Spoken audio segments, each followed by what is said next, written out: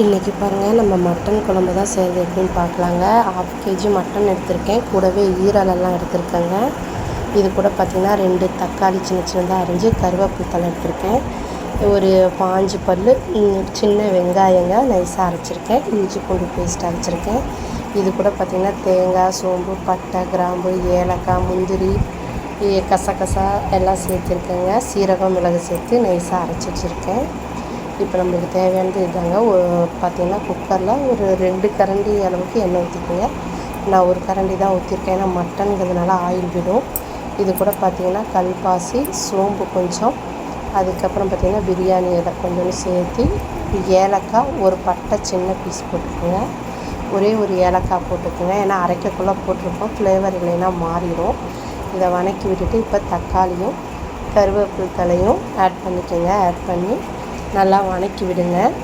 சும்மா நல்லா நைஸாக வணங்க தேவையில்லைங்க, கொஞ்சம் அரைகுறையாக வணங்கக்குள்ளேயே கொஞ்சம் உப்பு உங்களுக்கு கொஞ்சம் தேவையான அளவு சேர்த்துக்கோங்க. சேர்த்து நல்லா வணக்கி விடுங்க.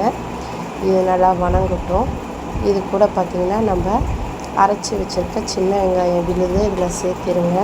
பெரிய வெங்காயம் போடாதீங்க, ஏன்னா இனிக்கிற மாதிரி இருக்கும். சின்ன வெங்காயம் போட்டால் தான் அது ஃப்ளேவரே நல்லாயிருக்கும். இஞ்சி பூண்டு பேஸ்ட்டும் வந்து சேர்த்துக்குங்க. சேர்த்து நல்லா பச்சை வாடை போகிற அளவுக்கு நல்லா வணக்கி விட்டுக்குங்க. நல்லா வணங்கட்டும். அதுக்கப்புறம் பார்த்திங்கன்னா நம்ம கறி வந்து பார்த்திங்கன்னா கழுவி எடுத்து வச்சுருக்கோம். ஈரல் எல்லாமே இதில் தாங்க இருக்குது. நீங்கள் இதை ஒன்றா போட்டு நல்லா கிண்டி விடுங்க.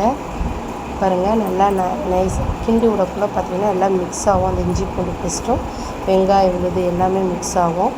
இது கூட பார்த்திங்கன்னா ஒரே ஒரு பச்சை மிளகாய் மட்டும் முழுசாக சேர்த்துங்க, கீனி வேணாம். அப்படியே போட்டு நல்லா வணக்கி விடுங்க. இது கூட கொஞ்சம் தேவையான அளவு மஞ்சத்தூள் போட்டு நல்லா வணக்கி விடுங்க. வணக்கி விட்டிங்கன்னா பார்த்திங்கன்னா கறியில் இருக்க தண்ணியெல்லாம் இறங்குங்க. நீங்கள் தண்ணியே ஊற்ற தேவையில்ல.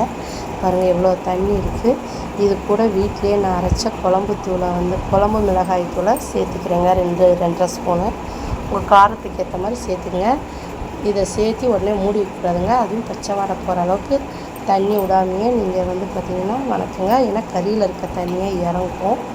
இப்போ இது கூட பார்த்திங்கன்னா நம்ம அரைச்சி வச்சுருக்க தேங்காய் விழுதை வந்து இது கூட சேர்த்துக்கலாங்க. சேர்த்து நல்லா வணக்கி விடுங்க. வணக்கி விட்டு உங்களுக்கு தேவையான அளவுக்கு தண்ணி இதில் சேர்த்துக்குங்க.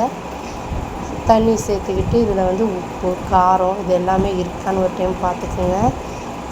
இந்த குழம்பு வந்து நீங்கள் தண்ணி குழம்பாகவும் வச்சுக்கலாங்க, இல்லை கிரேவி மாதிரியும் வச்சுக்கலாம். ஆனால் இதே மெத்தேடு தான். இந்த மாதிரி ஒரு கொதி வந்த உடனே ஒரு 4-5 விசில் விட்டுக்குங்க. உங்கள் கறியை பொறுத்து பாருங்கள், அழகாக குழம்பு வெந்து வந்துருச்சு. பாருங்கள், இந்த மாதிரி தான் இருக்கும். நான் கிரேவி மாதிரி வச்சுருக்கேன். இதையே நீங்கள் தண்ணி குழம்பு மாதிரி வச்சு பாருங்கள், அவ்வளோ அருமையாக இருக்கும். இதை வந்து பார்த்திங்கன்னா நீங்கள் தோசைக்கு, இட்லிக்கு, சப்பாத்திக்கு, ஒயிட் ரைஸ்க்கு இதெல்லாமே நீங்கள் சேர்த்து சாப்பிட்டிங்கன்னா அவ்வளோ அருமையாக இருக்குங்க.